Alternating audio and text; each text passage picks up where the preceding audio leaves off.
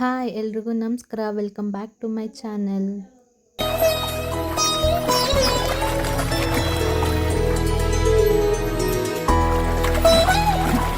ನಮ್ಮೂರಲ್ಲಿ ಕೆರೆಯಲ್ಲಿ ಮಣ್ಣು ಹೊಡಿತಾ ಇದ್ರು. ಸೊ ಹಾಗಾಗಿ ಅಪ್ಪ ಒಂದು 3-4 ಲೋಡು ಮಣ್ಣು ಏರಿಸಿದ್ರು. ಸೊ ಅದನ್ನೇ ಮಟ್ಟ ಮಾಡ್ತಾ ಇದ್ದಾರೆ. ಅದನ್ನು ಸ್ವಲ್ಪ ವಿಡಿಯೋ ಮಾಡ್ಕೊಂಡಿದ್ದೆ. ಸೊ ಅದನ್ನು ಶೇರ್ ಮಾಡಿಕೊಂಡೆ ಅಷ್ಟೇ.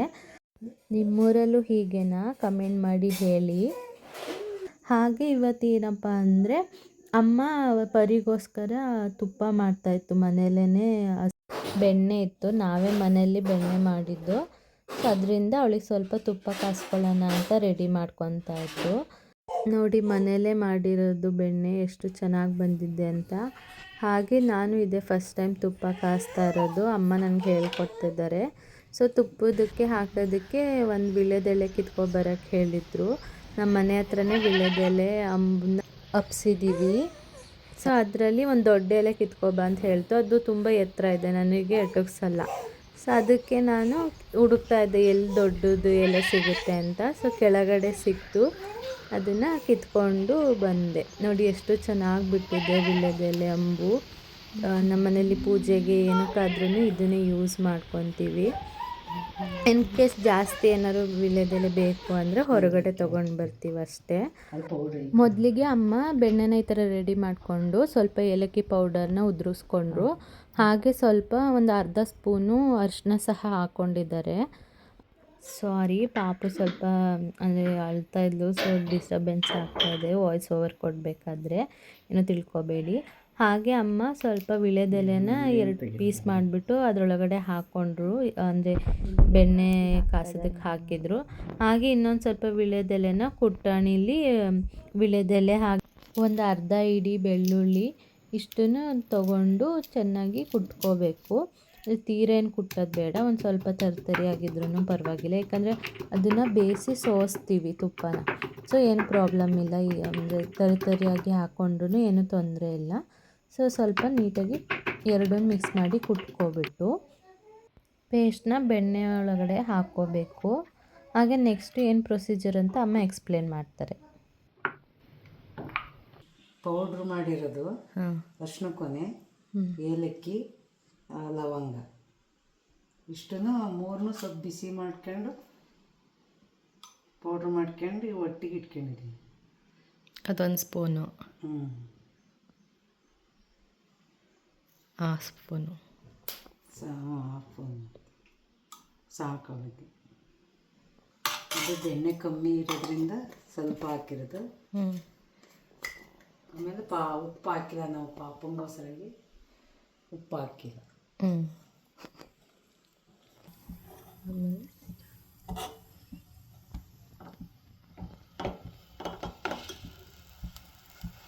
ಮತ್ತು ವೀಳ್ಯದೆಲೆ ಬೆಳ್ಳುಳ್ಳಿ ಎಲ್ಲ ಹಾಕಿ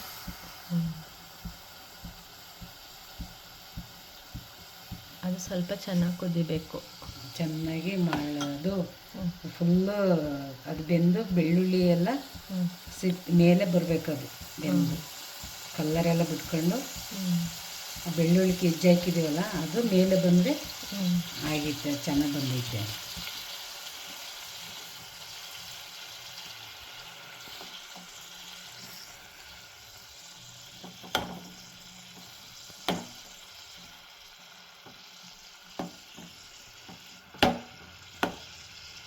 ಒಂದು ಎಮ್ಮೆ ಹಾಲು ಕೊಡ್ತೈತೆ ಇಷ್ಟು ದಿವಸ ಅಂದರೆ ಜಾಸ್ತಿ ಸಿಗೋದು. ಇವಾಗ ಹಾಲು ಕೊಡ್ತಾಯಿಲ್ಲ, ಕಮ್ಮಿ ಆಯಿತು. ನಾವು ಸ್ವಲ್ಪ ಕೆನೆನ ಡೈಲಿ ಕಾಯಿಸಿವಲ್ಲ, ಕೆನೆ ತೆಗ್ದಿಟ್ಟು ಇಷ್ಟ ಫ್ರಿಡ್ಜಲ್ಲಿ ಇಟ್ಕೊಂಡು ಅದು ಪಾಪುಗೆ ಆಗುತ್ತೆ ಅಂತ ತುಪ್ಪ ಮಾಡ್ತಾಯಿದ್ದೀವಿ. ಅವಳಿಗೆ 1-2 ತಿಂಗಳು ತಿಂತಾಳೆ ಅದನ್ನು.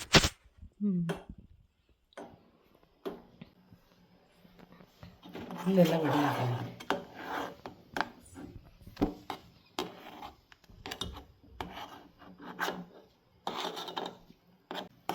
ಈ ಥರ ಹಿಂಗೆ ಚೆನ್ನಾಗಿ ಕಲಿಸ್ಕೊತಾ ಇರಬೇಕು. ಸೊ ದಟ್ ಅದು ಎಲ್ಲ ಬೆಂದು ಮೇಲೆ ಬರುತ್ತೆ. ಅಮ್ಮ ಇದು ತಳ ಏನಾರು ಹಿಡಿಯುತ್ತಾ? ಕಲಿಸ್ತಾ ಇರಬೇಕಾ? ಇಲ್ಲ ತಳೆ ನೀರಿಯಲ್ಲ, ಅದು ನೀರಾಗೆಲ್ಲ ಮಿಕ್ಸ್ ಮಾಡಿಬಿಟ್ಟು ಬಿಟ್ಟರೆ ಸಾಕು. ಕಡಿಮೆ ಉರಿಲಿ ಬೇಯಬೇಕು, ತಳೆನೇ ಹಿಡಿಯಲ್ಲ.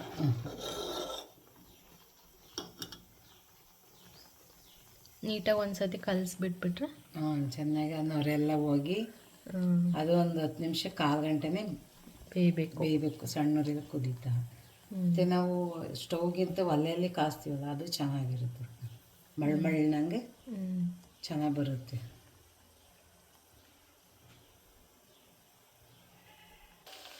ಹಿಂಗೆ ಫುಲ್ಲು ನೊರೆ ಬಂದು ಬೆಳ್ಳುಳ್ಳಿ ಸಿಪ್ಪೆಲ್ಲ ಮೇಲೆ ಬರ್ಬೇಕು ಹಿಂಗೆ. ಆಗ ನಾವು ಹಾಕಿರೋದು ಇಲ್ಲದೇಳೋದು ಅದೆಲ್ಲ ಉಕ್ಕಣಿಗೆ ಬಂದರೆ ಚೆನ್ನಾಗಿ ಆಗೈತೆ ಅಂತ. ನಾವೆಲ್ಲ ಮೇಲೆ ಬರ್ತೈತೆ, ಈಗ ಬೆಂದೈತೆ ಇದು.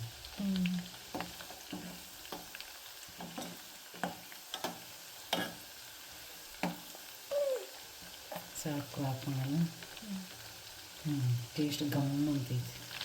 ಅದು ಸ್ವಲ್ಪ ಇರೋದ್ರಿಂದ ಜಾಸ್ತಿ ಮಸಾಲೆ ಹಾಕ್ಬಾರ್ದು.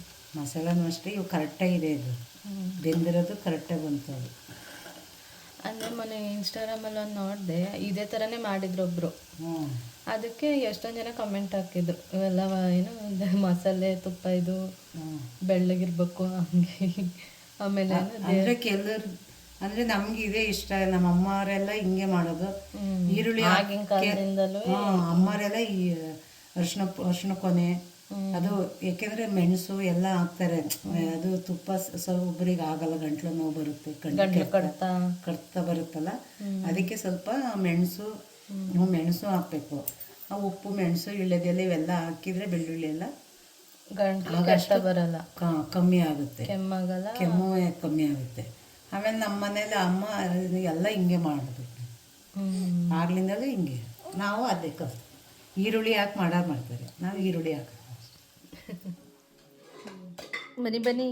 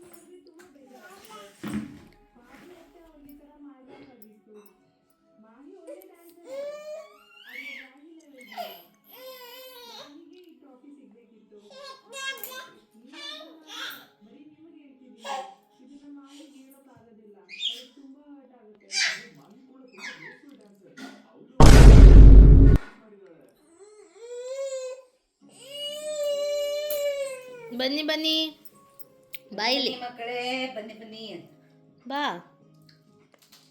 ಬಾ ಮುಂದಕ್ಕೆ.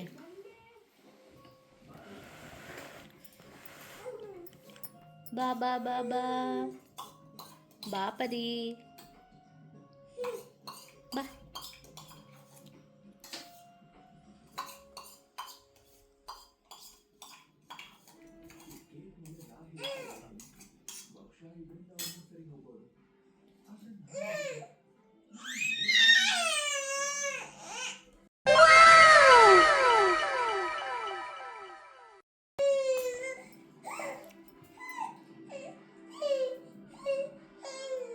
ಬಾರವ, ಬಿದ್ದರೆ ತಾನೇ ನೀನು ಮತ್ತೆ ಎದ್ದು ಬರೋಕ್ಕಾಗೋದು. ಬಾ ಬಾ ಬಾ ಬಾ ಬಾ.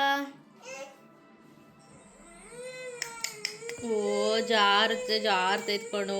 ಬರೀ ನೋಡಿ ಪಾಪ ಮಂಡಿಗೆಲ್ಲ ಹಾಕೋದಕ್ಕೆ ಎಷ್ಟು ಒದ್ದಾಡ್ತಿದ್ದಾಳೆ ಅಂತ. ಇವಳನ್ನ ಸ್ವಲ್ಪ ಆಟಾಡಿಸಿ ತುಪ್ಪ ಕಾದು ತಣ್ಣಗಾಗಿತ್ತು, ಸೊ ಅದನ್ನು ಫಿಲ್ಟರ್ ಮಾಡಿ ಒಂದು ಕಂಟೈನರ್ಗೆ ಹಾಕಿಡೋಣ ಅಂತ ಬಂದು ನೋಡಿ ಎಷ್ಟು ಚೆನ್ನಾಗಿ ಕಾದಿದೆ ತುಪ್ಪ. ಒಂಥರ ಘಮ್ ಅಂತ ಮಾತ್ರ ಸ್ಮೆಲ್ಲು ಚೆನ್ನಾಗಿ ಬಂದಿತ್ತು.